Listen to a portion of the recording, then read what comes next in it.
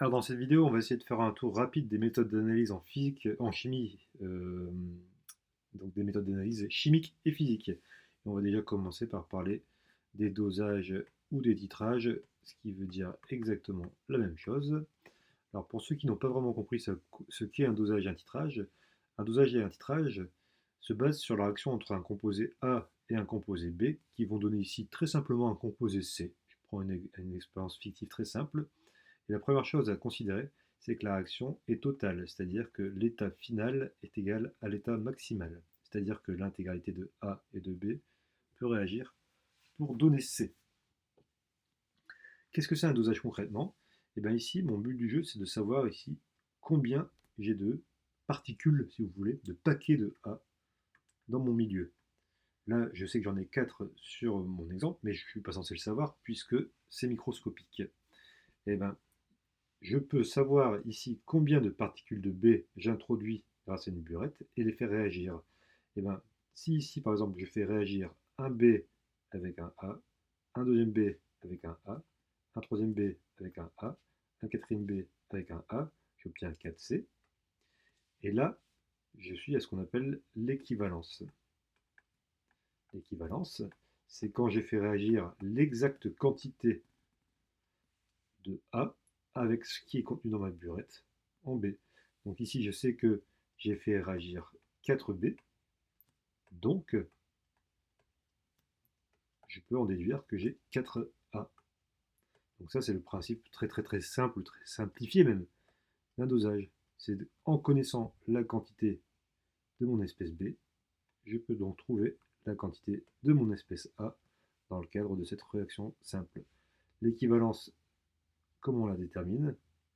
Grâce à des méthodes graphiques de mesure physique ou chimique, ou par un changement de couleur en utilisant un indicateur coloré.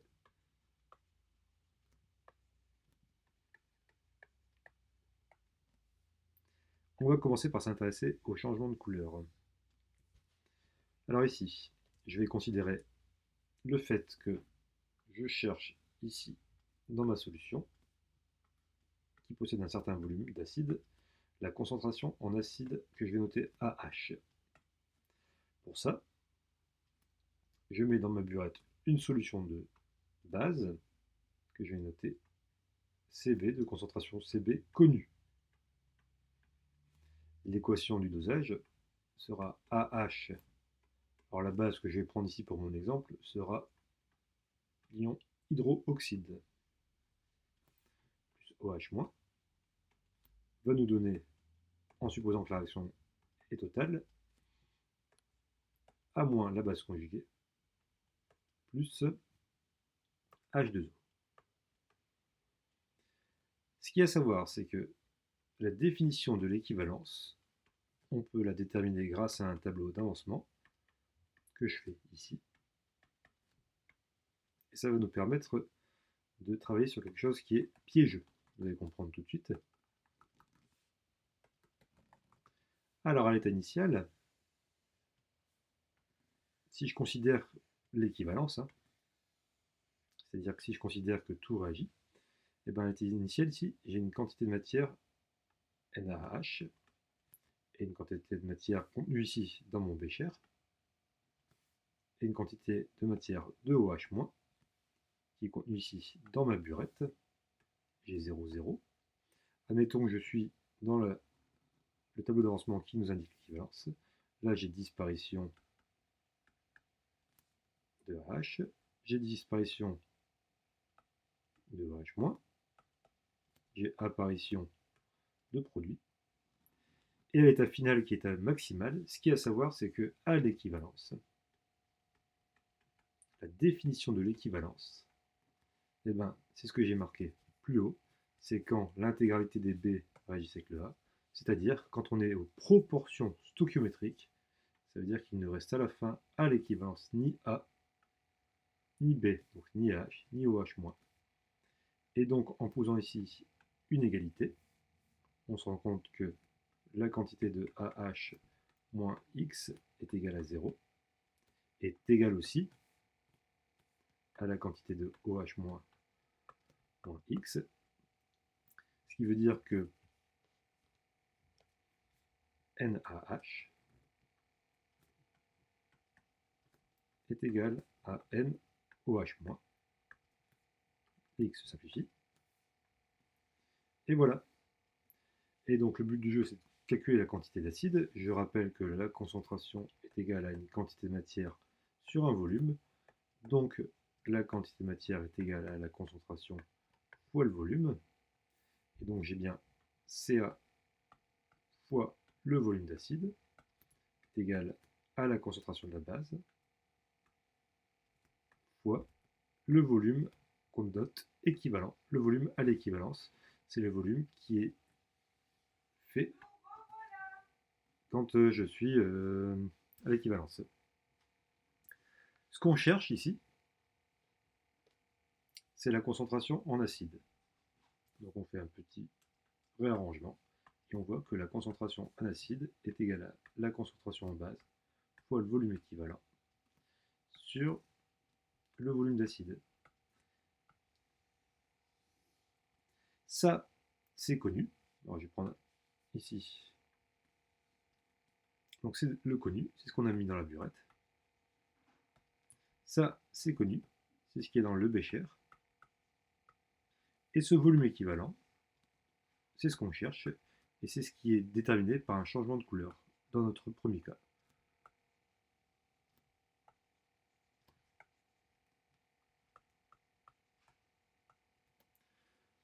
Comment savoir le volume équivalent? Et bien pour ça, on utilise un indicateur coloré, et qui nous permet, par son changement de couleur, de déterminer le volume équivalent grâce à un indicateur coloré.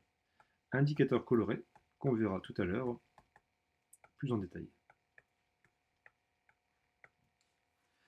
J'aimerais par contre insister lourdement sur une chose, c'est que la relation NaH égale NOH- n'est pas vraie dans tous les cas. Il existe certains exercices piégeux où ce n'est pas le cas. Je vais prendre un exemple. Si on vous donne une réaction de dosage, où on vous dit par exemple que, je sais pas moi, je prends un acide qu'on nomme AH3 plus OH- va donner A3- plus H2O. Et ben là, on voit qu'on a 3 charges moins, là une seule, donc on doit ici faire un facteur 3. On voit qu'on a transfert finalement de 3H+, ici, et donc on a une stoichiométrie de 3. Si je fais un tableau d'avancement, ici je vais mettre Na, Nb, 0, 0. À l'état intermédiaire, j'ai Na moins X, Nb moins X, X, X. Et là, tout de suite, vous devez faire attention au fait que là, j'ai un coefficient stoichiométrique qui est égal à 3. Donc je dois mettre un 3 ici et ici aussi. La définition de l'équivalence nous indique qu'on est à 0, on est à 0, égal, égal, ce qui veut dire que Na est égal à x, Na moins x égale 0, Na égale à x, donc Nb est égal à 3 fois Na. Et donc si je fais en termes de concentration, la concentration en B fois le volume équivalent est égal à 3 fois la concentration en A fois le volume d'acide. Si dans le DS, je vous demande de chercher la concentration en acide, attention ici, il y a un facteur 3. Donc Na égale Nb n'est pas toujours vrai. Il faut faire attention aux coefficients stoichiométriques qui vous sont donnés dans l'équation du dosage. Et donc là, il faut poser un tableau d'avancement et se rendre compte que ce chiffre 3 a une incidence sur la fin. Donc plutôt que d'apprendre Na égale Nb, je vous conseille d'apprendre cette méthode-là. Comment maintenant repérer cette fameuse équivalence? Parce que je rappelle que ça on a, et ça c'est ce qu'on cherche à repérer. Une fois qu'on l'a repéré, c'est gagné, parce qu'on peut calculer, et le but du jeu souvent c'est de trouver ça. dans le cadre bien sûr d'un dosage acide-base, où je mets l'acide en bas et la base en haut. Je pourrais aussi inverser, il suffirait de changer l'ordre de l'égalité. Bien pour ça, on peut faire un dosage pH métrique. On va regarder ce qui se passe. Ici, avec cette petite simulation qui est ici. En étape 1, je vais considérer que je prends de l'acide éthanoïque de concentration CA1 que je cherche. En indicateur coloré, je prends la phénolphtaline, j'y reviendrai. Et je vais titrer avec une solution de soude, Na plus OH-, Na plus étant un ion spectateur dans mon cas. Étape 2, je vais faire un dosage millilitre par millilitre et je vais regarder ce qui se passe. Là, je verse ma soude qui est ici dans le système. J'observe ici une courbe qui se trace avec le volume d'acide, le volume de, ici c'est le volume de base, d'acide de base, pardon, et ici la soude. Alors VA ne devrait pas s'appeler VA mais VB dans ma simulation. J'observe ici un virage coloré. À partir du virage coloré, je sais qu'on a le volume équivalent. Si je continue ici mon dosage, j'obtiens ici une courbe de dosage. Alors comment repérer l'équivalence? On repère l'équivalence quand on a un virage coloré. Ici on est passé de incolore à rose. Pile au moment où ça passe de incolore à rose, alors le volume de base versé s'appelle le volume équivalent. Ici on devrait lire VB. Si on vous donne un graphique qui donne le pH en fonction du volume de base versé, ou d'acide, peu importe, on obtient ici. Pour obtenir le volume équivalent, on peut utiliser la méthode des dérivés. C'est-à-dire que je demande à ce qu'on trace la dérivée, comment varie la courbe en fonction des deux paramètres, pH et volume. J'obtiens ici une courbe dérivée. Et pour lire l'équivalence, hop, il suffit de prendre le maximum de ma dérivée, qui est ici, et de lire le volume équivalent, 25 ml. Donc comme tout à l'heure, j'ai eu un changement de couleur à 25 ml. J'ai aussi le volume équivalent à 25 ml par la méthode des dérivés. Et j'observe aussi ici un volume, un pH équivalent à 8,87. Voilà une méthode pour trouver le volume équivalent. On trace le pH de la solution en fonction du volume de soude versé dans le cadre d'un dosage d'un acide. On fait la dérivée qui nous est donnée en DS de cette courbe. On prend le pic de la dérivée. On a le volume équivalent qu'on n'a plus qu'à réinjecter ici dans ma formule. Et je trouve ici la concentration en acide. Comment bien choisir son indicateur coloré?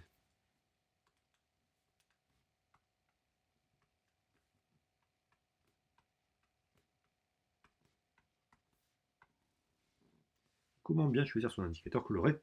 Très simple. On va faire un rappel. Un indicateur coloré est une espèce acide-base qu'on va appeler H indicateur pour la forme acide et indicateur moins pour la forme basique, qui possède un certain pKa. Alors, par exemple ici, dans mon cas de la phénolphtaline, c'est incolore, et ici c'est rose. Et on a le pH, on a le pK. Alors on va dire que le pK de la phénolphtaline dans mes souvenirs est aux alentours de 9, je vais prendre 9 comme valeur. 8, 9. Et donc ici on a l'espèce IND- qui est majoritaire, donc rose. Et on a l'espèce ici avant le pH 9, HIND, qui est incolore. Pourquoi avoir choisi la phénolphtaline? Et bien ça, en exercice, on pourrait vous demander quel indicateur coloré choisir. Pour ça, on vous fournit la courbe de dosage et on remarque ici qu'on a un pH équivalent de 8,87. La règle est de faire en sorte de prendre un indicateur coloré. Il faut que le pK de l'indicateur coloré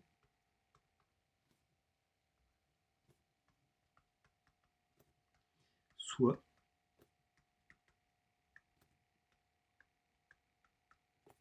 le plus proche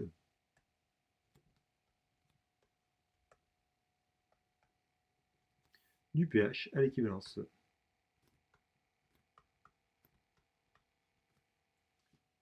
Ça, c'est la règle à savoir. Pourquoi? Parce que avant le pH équivalent, on a prédominance de la forme incolore. Et après le pH équivalent, ici, on a prédominance de la forme colorée. Donc ici, on observe bien un virage coloré de incolore à rose au niveau du pH équivalent qui est proche du pK. Donc il faut que le pK de l'indicateur coloré soit le plus proche du pH équivalent. Donc on vous donne plusieurs pK de plusieurs indicateurs colorés. Vous prenez celui le plus proche du pH équivalent.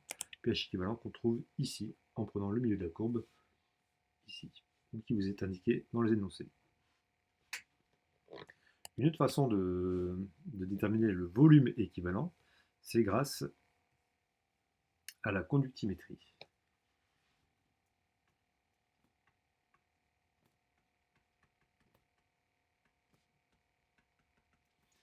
Conductimétrie qui nous est donnée par la loi de Colroche, qui nous dit que la conductivité d'une solution est égale à la somme de la conductivité de tous les ions qui composent la solution. Si ma solution contient, par exemple, je vais faire exprès de prendre un truc compliqué, si elle contient un ion A+, un ion B+, un ion C- et un ion D-, est égal à la conductivité molaire à dilution infinie de l'ion A+, donc ça c'est une donnée, fois la concentration en A+, plus la conductivité molaire de l'ion B+, à dilution infinie, fois la concentration effective en B+, plus rebelote C-, fois la concentration en C-, plus la conductivité de D-, fois la concentration en D-. J'attire votre attention sur deux choses. Cette loi ne fonctionne que pour des solutions très diluées. Voilà pourquoi on appelle ça les conductivités molaires à dilution infinie. C'est-à-dire des solutions dont la concentration est inférieure à 10 puissance moins 2, c'est-à-dire 0,01 mol par litre. Sinon, après, les ions sont trop proches entre eux et la formule ne marche plus. Il y a ce qu'on appelle un effet d'écrantage. Voilà, ça ne marche que pour les solutions diluées. Et voilà, donc qu'est-ce que la conductivité? La conductivité, eh ben c'est, alors, on a ici, dans le système, deux plaques de surface S, distante d'une distance L. On fait passer un courant I là-dedans, et on va mesurer une tension aux bornes de ça. Et je vous rappelle que la tension est donnée par la résistance fois l'intensité. Donc c'est la résistance qu'on mesure en fait. On fait passer I, on mesure U et on détermine la résistance. Sauf qu'en chimie, on n'utilise pas la résistance, on utilise la conductance G, qui est égale à l'inverse de la résistance. Alors pourquoi on n'utilise pas G et qu'on utilise plutôt sigma? Parce que sigma est une grandeur normalisée. Et sigma est donné par la conductance fois le rapport entre la longueur entre les électrodes de mon conductimètre et la surface des électrodes. Donc ça, si vous voulez, c'est une constante qui est cachée dans l'électrode. Et finalement, ce qu'il y a à retenir en terminale spécialité, c'est qu'on s'intéresse surtout à la conductivité. Sigma. Attention, j'attire votre attention, sur une chose, aux unités. Si les unités ici ne sont pas adaptées, alors il se peut ici que dans certains exercices, on doit exprimer ici les concentrations en mol, non pas par litre, mais en mol par mètre cube. Et ça, il suffit de regarder les unités, et ça dépend des exercices.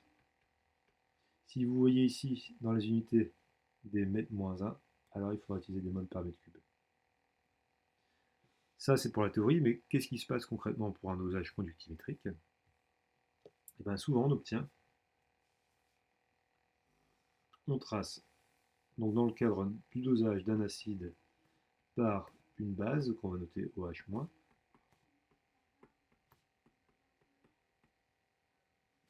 on met ici la base, on met ici le volume d'acide, ce qu'on cherche, c'est la concentration en acide, on met ici ma cellule conductimétrique que j'ai représentée ici, c'est l'électrode, si vous préférez, que je représente ici. Cette cellule va nous lire la valeur de la conductivité sigma, que je mets ici en ordonnée, et ici, je vais verser un volume de base, et à l'image de tout à l'heure, le volume de base, on cherche le volume équivalent. Donc ça dépend des exercices, mais ce qu'il faut savoir, c'est que on va souvent obtenir, enfin tout le temps même, une rupture de pente. C'est-à-dire qu'on va avoir, par exemple, une conductivité qui fait ceci, et puis qui ensuite fait cela.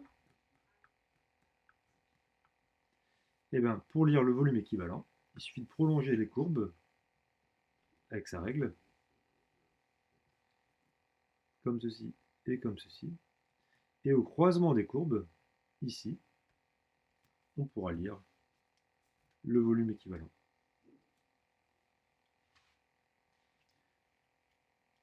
Je vous encourage à faire des exercices pour savoir pourquoi la conductivité augmente plus après l'équivalence ou avant l'équivalence. Mais ça, ce sont des exercices qu'on a déjà traités en cours et qui s'expliquent grâce à la loi de Colroche avant et après l'équivalence, selon la proportion des ions présents dans la solution. Faisons maintenant un petit résumé.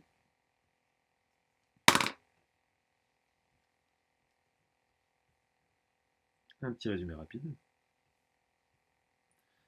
Un dosage, c'est déterminer une quantité présente dans un bécher en connaissant la quantité qu'on y a introduit, grâce à une réaction de dosage qu'on considère comme totale. L'équivalence, c'est quand la quantité de B et de A sont en proportion stoichiométrique, c'est-à-dire qu'à l'état final, il ne reste ni A et ni B quand on trace un tableau d'avancement. C'est facile dans le cas d'un dosage d'un acide par une base, parce qu'on a NaH et NOH-, qui donnent 0, 0, donc NaH donne NOH-.